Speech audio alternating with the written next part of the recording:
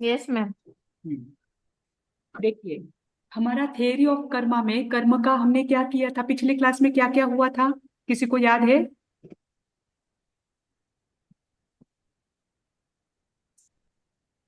नहीं, मैं ज्वाइन नहीं हो पाई थी पिछली बार। और मैम, पिछली बार नहीं हुआ ना थियोरी ऑफ कर्मा की फर्स्ट ही तो क्लास है। Third class? हाँ, इसलिए मैं कभी पिछली बार ज्वाइन नहीं हुई। नहीं, आज फर्स्ट क्लास सेकेंड है क्लास थियोरी है। ऑफ। आज सेकेंड क्लास है मेरे हिसाब से, सेकेंड या थर्ड क्लास है आज। मैम नहीं हुआ याद मैम, नहीं लास्ट आता है। वीक हुआ था। हुआ क्या? हो सकता है मैं ज्वाइन नहीं हम्म। की हूँ मैम। अलका जी, आप तो थे ही। कर्म को लेकर इतनी चर्चा ही हुई हमारी, कार्बन वर्गना के मुझे भी। गुणों को लेकर। मैं बताऊं क्या पिछले क्लास में क्या ओके। हुआ था? मैम वो शायद वो था ना, कर्म आत्मा ही करता है, भोगता है, और फिर 363 मत हुए थे। हाँ हाँ हाँ, वही वही वही वाली हाँ क्लास। हाँ हाँ, याद आ गया, 363 मत से याद आया। वही तो हुई तो थी। ओके। हाँ, पर हाँ। अभी देखिए, अभी हमें आज से देखना है। आपको मैं नोट्स दूंगी, बस मुझे इंग्लिश वाले नोट्स नहीं मिले हैं कर्म शास्त्र के। तो मैं आपको वो बुक ही दे दूंगी, क्योंकि ये भी आपका 2 या 3 यूनिट आपके बुक से ही लेने हैं। जहाँ उदय बंध उदीर्ण आ जाएगा ना, तो वो बुक से ही पढ़ाना है। कि उसमें चार्ट वगैरह भी रहेंगे। जहाँ पर साइकोलॉजिकल कॉन्सेप्ट और रीबर्थ को लेकर आएगा, तो वो अलग अलग बुक से लेंगे, तो उसके नोट्स में बना कर दे दूंगी। ठीक, अगर एक ही जगह पर मिले तो फिर अच्छी बात है। वो तृप्ति मैम बोल रहे हैं मुझे कि मैं दे दूंगी, देखते हैं कैसे होता है। ठीक। अभी देखिए, हमने कर्म शास्त्र शुरू किया था। हम ये तो मानते हैं कि कर्म को लेकर जो भी आस्तिक दर्शन है, पहले तो ये समझ लीजिए कि आस्तिक और नास्तिक दर्शन किसे कहते हैं। अगर आप वैदिक दृष्टि से देखो, अगर वैदिक परंपरा की व्याख्या के अनुसार देखो, तो जो वेदों को मानते हैं उन्हें वो आस्तिक कहते हैं। जो 4 वेदों को मानते हैं वे आस्तिक है। और जो 4 वेदों को नहीं मानते हैं उन्हें वे नास्तिक कहते हैं। तो इस दृष्टि से देखो तो वे जैन दर्शन, बौद्ध दर्शन और चारवाक दर्शन को नास्तिक कहते हैं। लेकिन जैन दर्शन ये नहीं कहता। जैन दर्शन कहता है, आस्तिक किसे कहना, जो आत्मा को मानता है, जो पुनर्जन्म को मानता है, जो पुण्य पाप को मानता है, वो आस्तिक है ना। जैसे कि आज अगर आपको पूछो आस्तिक किसे कहना, तो जो भगवान को मानता है उसे हम आस्तिक कहते हैं। जो भगवान को नहीं यस। मानते हम उसे नास्तिक कहते हैं, है ना। तो जैन दर्शन कहता है कि जो आत्मा, आस्तिक की वास्तव में व्याख्या होती है, जो आत्मा को मानता है, पुण्य पाप आदि को मानता है, मोक्ष को मानता है, वही आस्तिक है। और जो इनको नहीं मानता है, जो आत्मा को ही नहीं मानता है, वो नास्तिक है। तो इस दर्शन से, अगर इस दृष्टि से व्याख्या करो, तो आस्तिक दर्शन होते हैं बाकी के सभी जो जो भी आत्मा और मोक्ष को मानते हैं।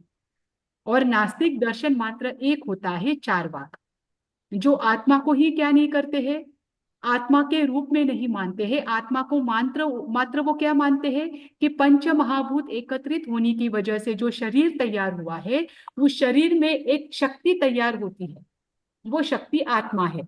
जैसे ही शरीर नष्ट हो गया, वो शक्ति भी नष्ट हो गई। इसीलिए पुण्य पाप परलोक ये कुछ नहीं होता। ये चारवाक दर्शन का कहना है। तो जब आस्तिक और नास्तिक की व्याख्या करते हैं, तो नास्तिक कौन होता है, चारवाक दर्शन आ जाते हैं। और बाकी के सारे दर्शन आस्तिक होते हैं, जो पुण्य पाप पुनर्जन्म को मानते हैं। ठीक। अब पुण्य पाप पुनर्जन्म का संबंध किससे है, कर्म से है। जैन दर्शन कर्मवाद को कब से मानता है, उसका अगर प्रश्न आपको आए, तो कर्मवाद को लेकर 2 बातें चलती है। एक है परंपरा और एक है ऐतिहासिक। अगर आप परंपरा की दृष्टि से देखो, तो जैन दर्शन, चाहे आज के भगवान महावीर हुए हो, चाहे पहले तीर्थंकर ऋषभदेव हुए हो, चाहे पिछली जो चौबीसी हुई है, या इसके पीछे अनंत चौबीसियां हो चुकी है, अनंत बार एक एक काल में 24-24 तीर्थंकर हुए हैं। प्रत्येक तीर्थंकर कर्मवाद की प्ररूपणा करता ही है। तो परंपरा के दृष्टि से देखो, तो कर्मवाद का और जैन दर्शन का जो संबंध है वो अनादिकालीन है। उसके लिए एग्जाम्पल आता है सूर्य और किरण का, है ना। सूर्य और किरण का आता है। जब जब भी सूर्य आकाश में उदित होता है, उसके साथ किरण भी होती है। आप किरण और सूर्य को अलग अलग नहीं कर सकते। भले ही कभी कभी ऐसा होता है कि जैसे कि अस्त का समय हो या उदय का समय हो, उस समय किरणें हमें स्पष्ट रूप से दिखाई नहीं देती है, वे सूर्य में समाहित जैसी ही दिखाई देती है, पर किरणें किरणें तो सूर्य के साथ हमेशा होती है। वैसे ही कर्मवाद ही जैन दर्शन की क्या है, मूल है। जैसे जैन दर्शन के 5 कारण आते हैं, उसमें भी जैन दर्शन ने किसे स्थान दिया है, कर्मवाद को स्थान दिया कर है ना। जैसे हमने 363 पाखंडी मत देखे थे, तो एक एक पाखंडी मत क्या करता है, कभी कभी एक एक ही धारणा को पकड़ता है। कोई मात्र, जैसे गोशालक है, गोशालक मात्र नियति को ही मानते हैं कि सब नियति के अधीन। कोई कोई मात्र उनके स्वभाव प्रकृति को ही मानता है, जैसे कि सांख्य दर्शन है। आगे हम कर्म की व्याख्या किसके किसके अनुसार क्या क्या है वो देखेंगे। सांख्य दर्शन क्या करता है, प्रकृति को मुख्य रूप से मानता है। तो जैन दर्शन, प्रकृति यानी स्वभाव, जैन दर्शन कहता है कि जो कोई भी कार्य पूर्ण होता है तो उसके पीछे 5 कारण है। जब ये 5 कारणों का समागम होता है तभी कोई कार्य पूर्ण होता है, और उसमें स्वभाव भी यानी प्रकृति भी आती है, उसमें नियति भी आती है, और उसमें कर्म भी आता है। ठीक, इनके अलावा उसमें पुरुषार्थ महत्वपूर्ण है। ठीक, तो कर्मवाद को स्थान भी किसमें दिया है, समवाय में दिया है। तो अगर कर्मवाद का इतिहास देखे कि जैन दर्शन में कर्मवाद कब से रहा हुआ है, तो परंपरा की दृष्टि से देखे तो अनादिकालीन है, और ऐतिहासिकता की दृष्टि से देखे कि आज हमारे पास जो कर्म है वो किसके कारण है, तो हमारे पास कर्म का जो सिद्धांत है वो तो भगवान महावीर का दिया हुआ है ना। भगवान महावीर ने त्रिपदी की प्ररूपना की, और उस त्रिपदी के आधार पर गौतम आदि गणधरों ने क्या की, सूत्रों की रचना की, पूर्वों की रचना की। इन पूर्वों में 10वां पूर्व को 14 पूर्व कितने हैं, 14। 14 है। इन 14 पूर्वों में 8वां पूर्व है कर्म प्रवाद पूर्व। ठीक? 8वां पूर्व है कर्म प्रवाद पूर्व, और 10वां पूर्व है अग्राणीय पूर्व। इन 2 पूर्व में कर्म प्रवाद पूर्व तो संपूर्ण रूप से कर्म की ही व्याख्या करता है, ठीक, इसीलिए उसका नाम कर्म प्रवाद है। और अग्राणीय पूर्व जो है उसमें एक चैप्टर आता है कर्म प्राभूत। देखो जैसे हमारे बुक है, बुक में चैप्टर्स होते हैं, चैप्टर्स के सब चैप्टर्स होते हैं, वैसे ही पूर्व होते हैं। पूर्व के जो चैप्टर्स है वो प्राभूत कहे जाते हैं, और उनके सब चैप्टर्स प्राभूत प्राभूत कहे जाते हैं। ठीक, तो जो पूर्व में अग्राणीय पूर्व है उसमें एक चैप्टर है कर्म प्राभूत।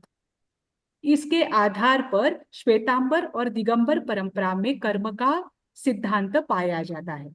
अब श्वेतांबर और दिगंबर परंपरा में कौन से कर्म से संबंधित शास्त्र पाए जाते हैं, आप जिसके आधार पर अभ्यास करोगे वो शास्त्र कौन कौन से रहेंगे।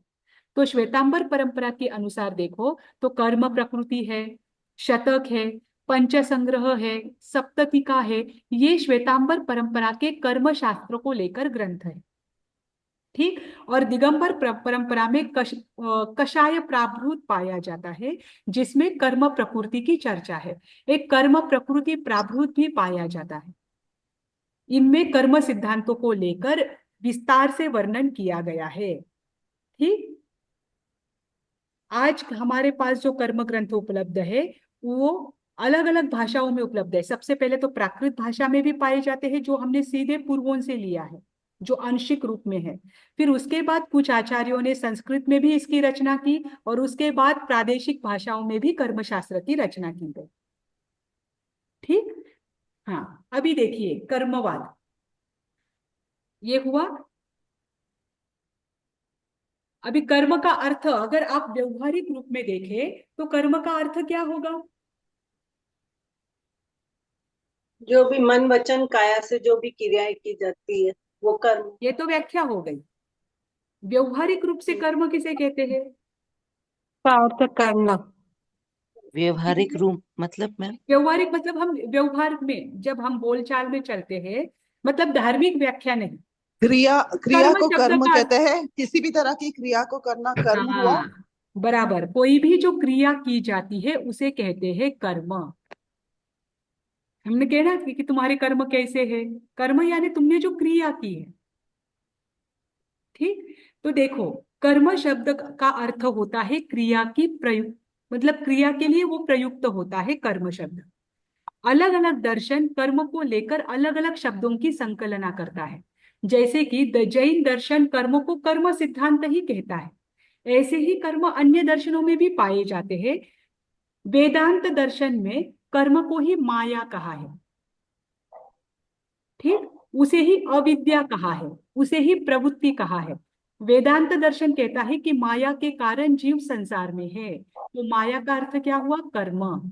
अविद्या के कारण जीव संसार में है, तो अविद्या का कारण अर्थ क्या हुआ? एक दृष्टि से कर्म। तो कर्म को वेदांत दर्शन क्या कहता है? माया, अविद्या और प्रवृत्ति। मीमांसा दर्शन इसे ही अपूर्व कहता है, ठीक। अपूर्व का अर्थ वहां पर है कि जिसकी वजह से क्या नहीं है, उनको परमात्मा के अंश में विलीन होने की शक्ति नहीं मिल रही है, इस अर्थ में अपूर्व की संकलना वहां पर की है, और उसका अर्थ ही होता है कर्म। बौद्ध दर्शन और योग दर्शन में कर्म को ही वासना कहा है। वहां पर जब भी वासना शब्द आता है तो उसका अर्थ क्या होता है? कर्म, ठीक। सांख्य दर्शन कर्म को ही आशय कहते हैं, और न्याय दर्शन और वैशेषिक दर्शन ये कर्म को धर्माधर्म कहते हैं, या अदृष्ट संस्कार जो शब्द वहां पर आता है वो अदृष्ट का अर्थ होता है कर्म, ठीक। क्या बोलते हैं मैम? न्याय दर्शन क्या कहता है? न्याय और वैशेषिक दर्शन धर्माधर्म, कर्म को धर्माधर्म भी कहते हैं। धर्म और अधर्म ये दो शब्द मिलकर धर्माधर्म बनता है। और अदृष्ट संस्कार,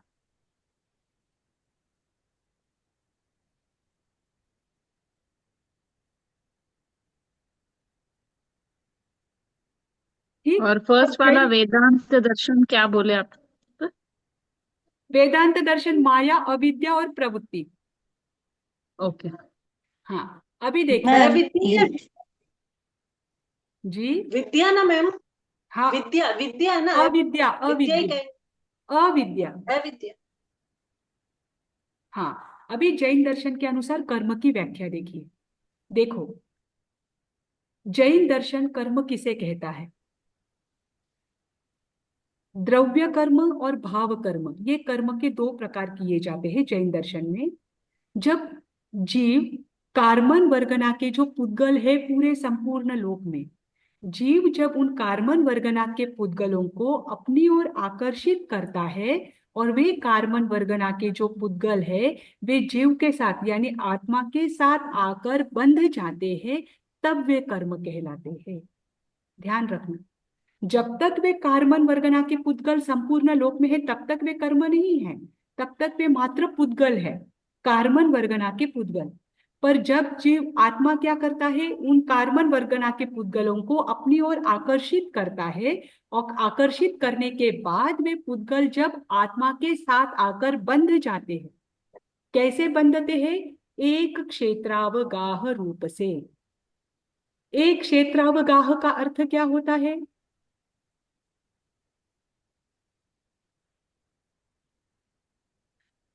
एक क्षेत्रावगाह का अर्थ क्या होता है? एक क्षेत्र में। एक, ये बताती हूँ, एक क्षेत्र अवगाह। अब बताइए। पता अवगाह नहीं का ना। मीनिंग क्या होता है? अवगाह अवगाह यानी जगह, अवगाह यानी बट ऑक्युपाइड क्षेत्र करना। अवगाह। जितना वो कुदरत का क्षेत्र हो, मतलब जितना स्पेस लेता होगा उतनी जगह चिपक जाता होगा। नहीं नहीं, देखो, मैम आप जितना पूरा जिसको सेंटेंस उगाना बोलेंगे? है, उस उगाना के हिसाब से वो उसमें ज्यादा से, चींटी है तो अलग, हमारी है तो अलग, नहीं उस नहीं अवगाना नहीं, के ऐसा नहीं हिसाब होता है, वो आत्मा मैम के पूरा साथ। सेंटेंस। हाँ, देखो, जीव कर्म के कार्बन वर्गना के जो पुद्गल है वो जीव के साथ आकर बंधते हैं एक क्षेत्रावगाह रूप से। तो जो पुद्गल का जितना क्षेत्र होगा उतनी क्षेत्र से वो आत्मा में चिपकता होगा। अच्छा, और पुद्गल पुद्गल का का भी तो पूरा चौथा। देखो। मैम ऐसा कुछ है कि जो कार्मिक पार्टिकल्स होते हैं वो बेस्ड ऑन द जीव एंड उसका भाव, इट टर्न्स इनटू, उसी पोजीशन में it turns into a certain quality.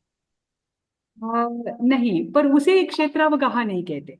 वो बात बराबर बोल रहे हो आप जब बंधक में आएगा उदय उदीरना वगैरह, उसमें वो बात आएगी कि वो कैसे आता है और कैसे आकर बंधते हैं, उनकी कैसे होती है इंटेंसिटी वगैरह, वो बात नहीं है। एक क्षेत्रावगाह का अर्थ होता है कि कार्बन वर्गना के पुद्गल आत्मा के साथ जुड़ते हैं, लेकिन जुड़ने के बाद भी एक प्रदेश जितना स्थान खाली होता है।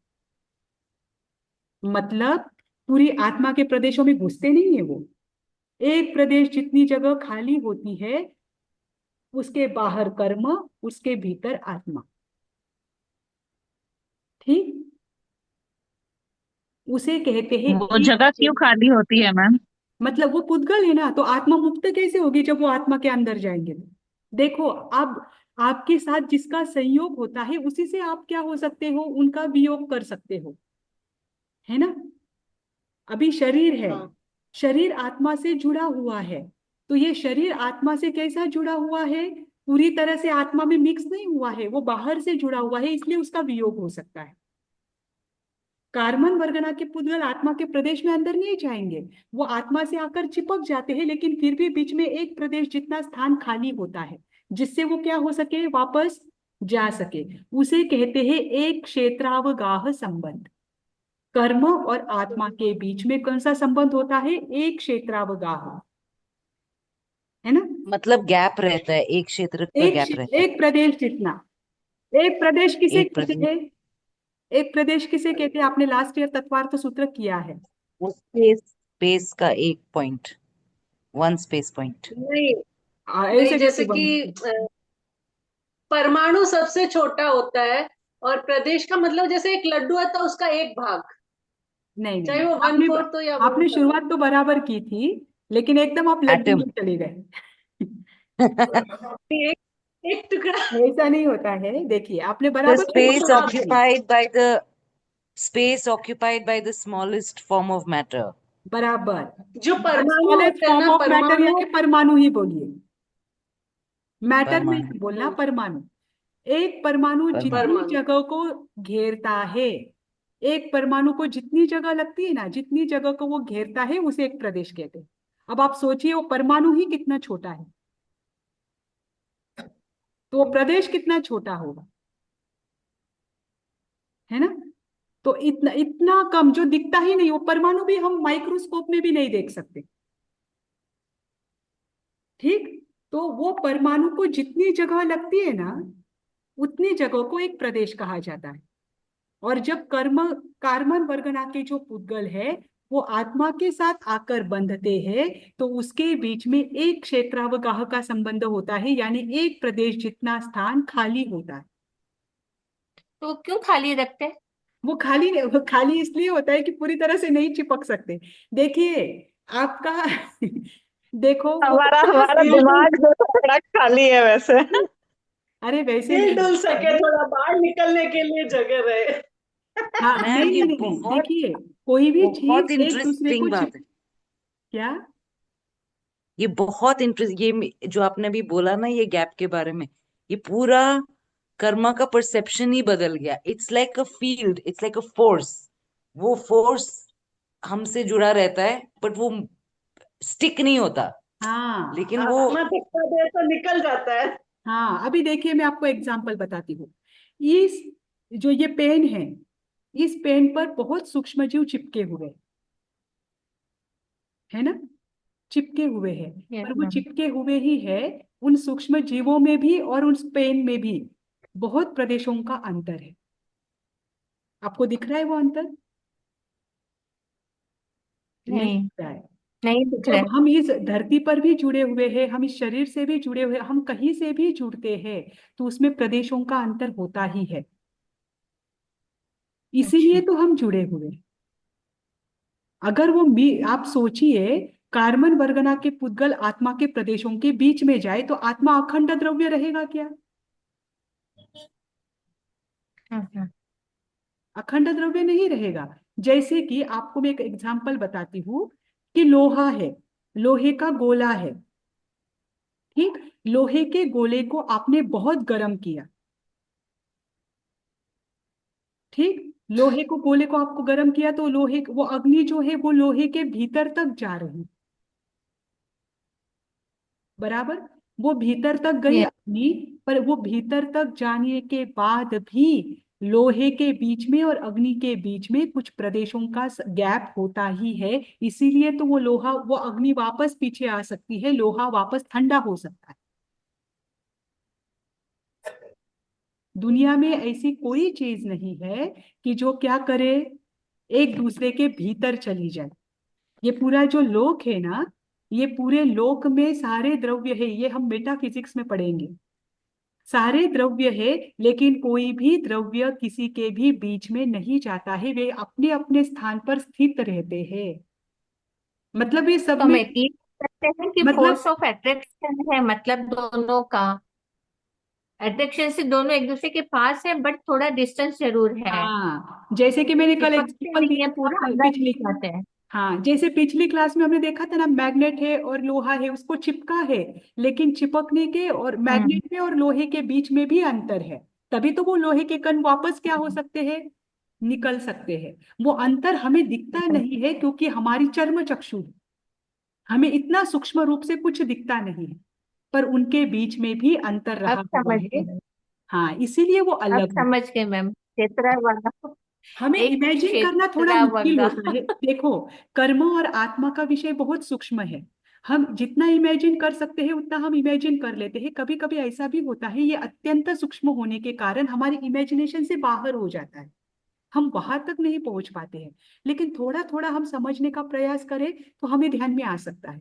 हालांकि जो मैंने आपको बताया है ना, चुंबक और लोहे का एग्जाम्पल, ये तो बहुत स्थूल है, ये तो फिर भी दिखता है। इसके बीच में आप सोचिए कितने सारे प्रदेश होंगे। आत्मा और कर्म दोनों भी सूक्ष्म है, इसीलिए इनका संबंध और इनके बीच में एक प्रदेश को पहचानना बहुत मुश्किल है। अब हम एक परमाणु कितना होगा उसकी हम कल्पना नहीं कर सकते, है ना। जब आप कभी खिड़की खोलते हो, दरवाजा या खिड़की खोलते हो, तो आपको कुछ धूली के कण अंदर आते हुए दिखाई देते हैं सूर्य के प्रकाश की वजह से। वो धूली के कण भी बड़े बड़े स्कंद है, बहुत सारे परमाणु मिलकर बना हुआ वो स्कंद है। आप सोचिए वो एक परमाणु कितना छोटा होगा, हम इमेजिन ही नहीं कर सकते। इतना छोटा परमाणु होता है और उतना, उसे जितनी जगह लगती है ना उतनी जगह, यानी एक प्रदेश। इतना कम गैप होता है कि हम पहचान ही नहीं पाएंगे, ठीक। हाँ, तो यस कर्म मैम, की थैंक यू व्याख्या, मैम, समझ आ गया अब। हाँ नहीं, पर बहुत अच्छा है, आपके साथ पढ़ते पढ़ते मेरा भी अध्ययन हो जाता है।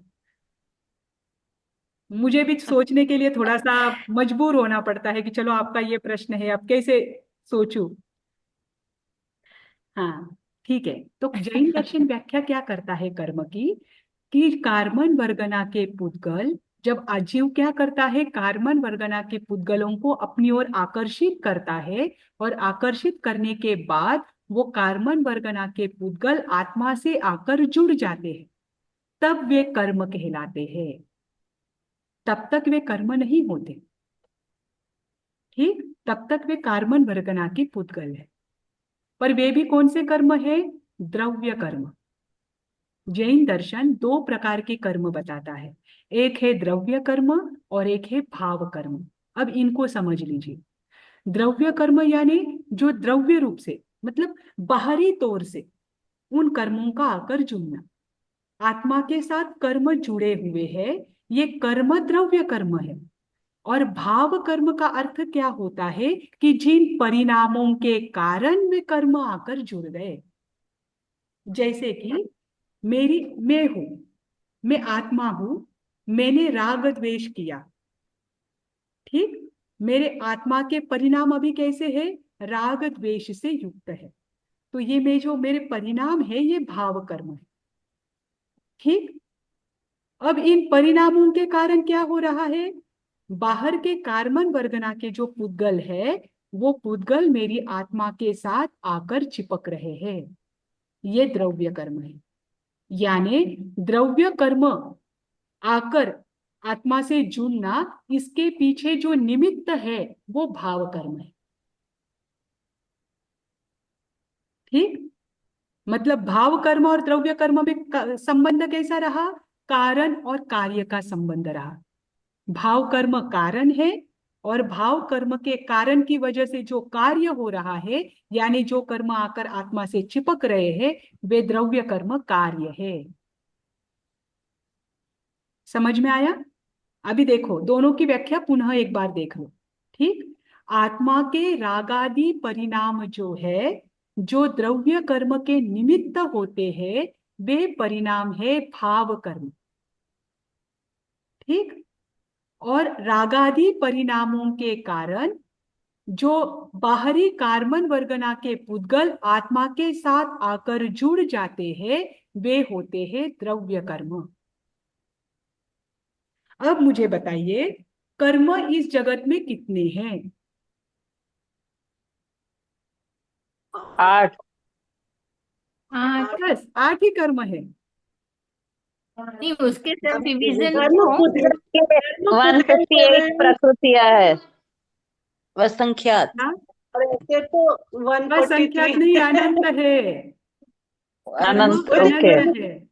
देखिए, ये ऐसा कभी नहीं होता कि पुद्गल, कार्बन वर्गना के जो पुद्गल है वो कम हो। पुद्गल कभी भी अनंतानंत ही होते हैं, या संपूर्ण लोक में कार्बन वर्गना के पुद्गल अनंतानंत है। ठीक, प्रत्येक व्यक्ति के भाव अलग अलग है। जिस व्यक्ति के जैसे भाव है, वैसे कार्बन वर्गनाओं को वो अपनी ओर खींचते हैं। बराबर? अब उन्होंने वैसे कार्बन वर्गनाओं को अपनी ओर खींचा तो उनके कर्म वैसे हैं। हमारे कर्म हमारे भावों के कारण है। जितने व्यक्ति है, जितने जीव है, उन सबकी प्रवृत्तियां, उन सबके विचार, उन सबके भाव अलग अलग है। सबके कर्म भी अलग अलग है। ठीक, तो कर्म अगर एक दृष्टि से देखा जाए तो कर्म अनंत है। उन अनंत कर्मों को हमने 8 भागों में विभक्त किया है, उसे ही हम 8 कर्म कहते हैं। क्योंकि अनंत कर्मों को एक्सप्लेन करना मुश्किल है ना? तो वही जो कर्म है, उनको हमने 8 भागों में विभक्त किया है। ज्ञान से संबंधित कोई भी कर्म हो, जिसमें ज्ञान, जो हमारे आत्मा का गुण है ज्ञान, उसका घात होता है, उससे संबंधित कोई भी कर्म हो, वो ज्ञानावर्णीय कर्म में आएगा। हमारे दर्शन, यानी देखने से संबंधित हो, हमारे विचार करने से संबंधित हो, उससे संबंधित कोई भी कर्म हो, वो सब दर्शनावर्णीय में आएंगे। हमारे सुख दुख से संबंधित कोई भी कर्म हो, सबके सुख समान नहीं होते, सबके दुख भी समान नहीं होती, सबके सुख की इंटेंसिटी भी समान नहीं होती, दुख की भी इंटेंसिटी समान नहीं होती। प्रत्येक व्यक्ति के सुख दुख अलग अलग होते हैं, लेकिन उन सबको एक ही कैटेगराइज किया गया, एक ही कैटेगरी में रखा गया, जो है वेदनीय कर्म, जिसमें वेदना की अनुभूति हो। वेदना सुख की भी होती है, वेदना दुख की भी होती है। ये सारे वेदनीय कर्म में आ जाएंगे, है ना? मोह से संबंधित कोई भी हो, जिससे हमारी विवेक बुद्धि क्या हो जाती है? किसी ने कुछ कहा? हाँ, मोह से संबंधित कोई भी हो। मोह से संबंधित यानी जिसमें हम विवेक बुद्धि से कार्य नहीं करते हैं, विवेक बुद्धि हमारी चल नहीं पाती है, हम वास्तविक निर्णय नहीं ले पाते हैं, ऐसे जो भाव है, ऐसे भावों से संबंधित कोई भी कर्म हो, वो मोहनीय कर्म की कैटेगरी में आता है। ठीक, फिर उसके बाद कौन सा कर्म है? कर्म पता है? आयुष्य। आयुष्य। तो जहां जहां जिस जिस जीव को जितना आयुष्य मिल रहा है, वो उसका आयुष्य कर्म है। आयुष्य क्या हो सकता है? एक अंतर मुहूर्त से लेकर आयुष्य करोड़ वर्ष पूर्व तक, 33 सागरोपम तक भी हो सकता है। देशों पूर्व करोड़ तक की। हाँ, मैम एक मिनट, तो ये मोहन ये जो विवेक देश रहेगा। है, ये केवली की है पर्याय। 33 सागरोपम देवता और नारी की उत्कृष्ट आयु है। तो अगर देखो तो देवता और नारकी की जो आयु है 33 सागरोपम, ये सबसे उत्कृष्ट है, क्योंकि करोड़ पूर्व के आगे पल्योपम आएगा और पल्योपम के आगे सार्वभौम जाता है। अगर आप अकर्म भूमि के मनुष्यों की आयुष्य देखो तो सबसे ज्यादा मनुष्य की आयु होती है 3 पल्योपम की, इससे अधिक नहीं हो सकती। जैसे कि पहले आर्य के मनुष्य, उनकी 3 पल्योपम की आयु होती है और 10 कोड़ा कोड़ी पल्योपम का एक सागरोपम होता है। 10 कोड़ा कोड़ी पल्योपम का, इसका अर्थ है कि सबसे ज्यादा आयुष्य मिलता है देवता, जो सबसे ऊपर है अनुत्तर विमानवासी, और सातवीं नारकी, इनका आयुष्य सबसे अधिक होता है, वो होता है 33 सागरोपम का। तो अंतर मुहूर्त से लेकर 33 सागरोपम तक न जाने कितने मुहूर्त, कितने मिनट, कितने क्या बोलते समय इसके बीच में चले जाते हैं। सबकी आयु अलग अलग होती है, पर सभी ने क्या किया है, उतने समय उस स्थान पर रहने का जो कर्म बांधा है उसे कहते हैं आयु कर्म। जैसे कि हमने क्या किया है, इतने समय तक हम मनुष्य गति में बंधे हुए रहेंगे, ये जो कर्म हमने बांधा है ये हमारा आयुष्य कर्म है। जैसे ही हमारा समय पूरा हो जाएगा, चाहे हम बीमार हो, चाहे हम अच्छी अवस्था में हो, चाहे हम कहीं पर भी हो, हमें तो यह शरीर छोड़कर जाना ही है ना। ये आयुष्य कर्म के, ये सारे कर्म जो है जिसने जितना जितना बांधा है उस स्थिति का, वो सब आयुष्य कर्म में। फिर आयुष्य के बाद कौन सा कर्म आता है? नाम। इसके पहले मैंने मोहिनी ले लिया क्या मैम? मोहनीय हाँ, हो। मोहनीय हो गया। हाँ, ओके। नाम। होने से तो डाउट है मैम। जी जी जी, बोलिए। आपने अभी बताया कि विवेक अगर रहता, विवेक नहीं रहता है तो मोहनीय नहीं, मोहनीय कर्म के कारण विवेक शून्य बात होती है। तो विवेक, अगर विवेक से नहीं बात की तो मोह कर्म बंधेगा। बंध, देखो विवेक से बात नहीं की तो मोहनीय कर्म बंधना ही है। तो और विवेक और मोह दोनों भी हमेशा साथ ही रहेंगे। देखो, हमारे आपको पता है क्या, एक आयु कर्म छोड़ा तो हम निरंतर 7 कर्मों का बंध कर रहे हैं, हम्म। पता है। है ना। Yes ma'am. किसकी वजह से? हाँ। ये छोटे छोटे भावों की वजह से ही कर रहे हैं। एक तो आप शुभ रूप में कर रहे हो या आप अशुभ रूप में कर रहे हो। अगर आप स्वाध्याय कर रहे हो तो आपके शुभ कर्मों का बंध हो रहा है। अगर आप शुद्ध अवस्था में हो, आप बिल्कुल भी विचार की दशा में नहीं हो, तो ही आपके कर्मों का बंध नहीं होगा। ऐसा तो हम में से कोई नहीं है कि जो विचार की दशा में है ही नहीं, तो हम तो कर्मों का बंध कर ही रहे हैं। अगर हम विवेक पूर्ण विचार करके कर रहे हैं तो हम शुभ कर्मों का बंध कर रहे हैं। अगर हम पूर्ण विचार करके बिना विचार किए कोई कार्य कर रहे हैं तो वो हमारा प्रमाद है ना। वो प्रमाद के अंतर्गत आता है, और प्रमाद के कारण अशुभ कर्मों का बंध होता है। इसीलिए तो भगवान मैम महावीर, निर्जला मोह से नहीं होगा ना मैम। यही तो मैं बोल रही हूँ कि हमारे 7 कर्मों का बंधन निरंतर हो रहा है कायु कर्मों को छोड़ा तो आपको क्या पता, अगर आपने उस समय ध्यान रखा, आपके मन में मोह के भाव नहीं है, आसक्ति राग द्वेष के भाव नहीं है, हंसी मजाक के भाव नहीं है, तो आपके मोह या कर्म का बंधन नहीं होगा, लेकिन बाकी के कर्मों का तो होगा। हाँ, और बाकी देखो के मैं कर्म आपको का भी बताती हूँ, मोह। मैं आपको एक छोटी बात बताती हूँ। अगर हम क्रोध करते हैं, क्रोध मतलब बाहरी दिखाने के लिए नहीं है, मैं अंतर की बात कर रही हूँ, किसी को पता नहीं है कि आपको क्रोध आ रहा है, आप बाहर से एकदम साइलेंट दिख रहे हो, एकदम शांत मुद्रा में, ठीक, आपके अंदर में क्रोध की चिंगारी जगी, क्रोध आना मोहनीय कर्म का उदय भी और मोहनीय कर्म का बंध का कारण भी, वहां पर मोहनीय कर्म का बंध हो रहा है। अगर हम राइट। थोड़ा भी अहंकार करते हैं, अरे मेरा कुल कितना उच्च है, मेरी स्थान कितनी उच्च है, किसी आपने किसी नीचे के कोई व्यक्ति है, उसका शरीर अच्छा नहीं है या उसके शरीर में रोग है, उसे देखकर घृणा की, या कोई जात नीचे के जाति का जीव है उसे देखकर आपने सोचा अरे मेरा कुल उच्च है, ये बहुत सूक्ष्म बातें होती है। ये विचार तक किया तब भी मोहनीय कर्म का बंध है।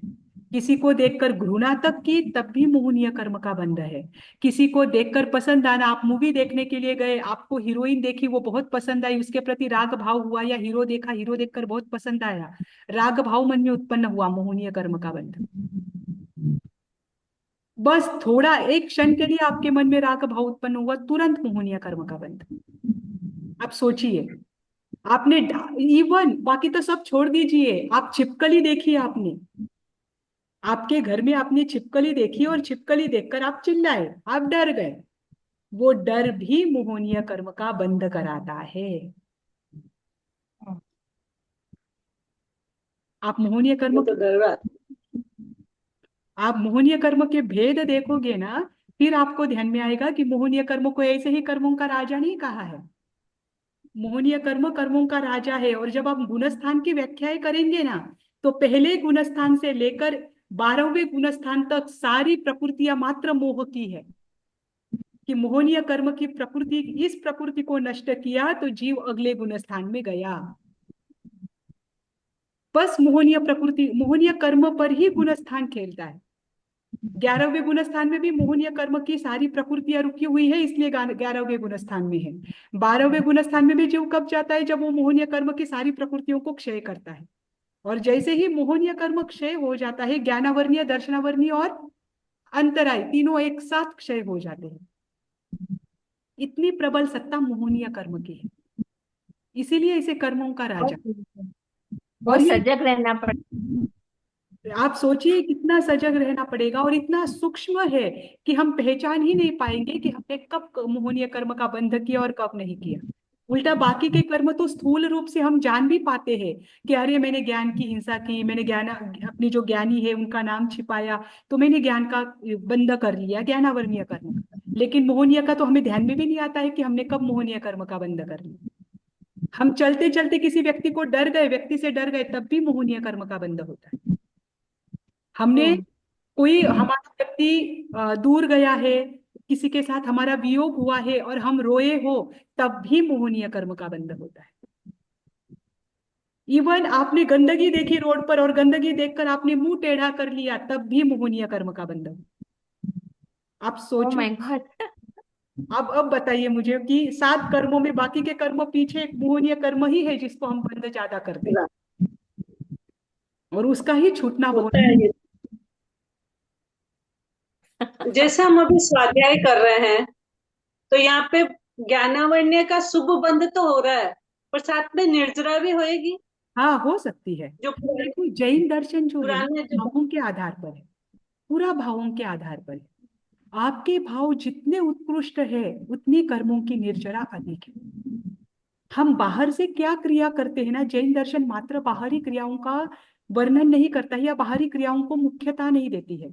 जैसे कि आप सुनोगे, कभी आपने सुना भी होगा, तत्वार्थ में इसमें आया भी होगा, द्रव्यलिंगी और भावलिंगी साधु, साधु के भी 2 प्रकार बताए जाते हैं, एक द्रव्यलिंगी और भावलिंगी। द्रव्यलिंगी यानी जिसने वेश पहना है, बस। साधु का वेश पहना है। द्रव्य मतलब उन्होंने बाहर से पंच महाव्रतों को स्वीकार कर लिया। और एक होते हैं भावलिंगी, जिन्होंने पंच महाव्रतों को अंतर से स्वीकार किया है, उनके अंतर से भाव उत्कृष्ट, परम उत्कृष्ट अवस्था पर पहुंच रहे हैं, वो निरंतर आत्मा में स्थित है। तो जब इन दोनों की चर्चा आती है, तब ये तक वर्णन आता है कि इस द्रव्य लिंगों को हमने भी न जाने कितनी बार लिया है। हम में से कोई भी ऐसा जीव नहीं है कि जिन्होंने एक बार भी संयम को या संन्यास को धारण ना किया हो किसी जन्म में। पूरा मेरु पर्वत भर जाएगा, इतनी बार हमने संयम को ग्रहण किया है हमारे रजोहरण से। ये मात्र द्रव्यलिंग हुआ, पर फिर भी हम कभी भी अंतर तक नहीं पहुंचे। इस कारण से आज हम यहाँ पर है ना। तो महत्व किसका है, भावलिंग का है। अगर आप काम कर रहे हो और काम करते करते भी आपके आत्मा की ओर आपका पूरा ध्यान है और आप आत्मा में रमन कर रहे हो, आपका पूरा आत्मा की ओर से प्रयास चल रहा है, तो वो काम भी आपके लिए सफल है। और उस समय भी आपके कर्मों की निर्जरा ही हो रही है। भले ही आप कोई धार्मिक क्रिया नहीं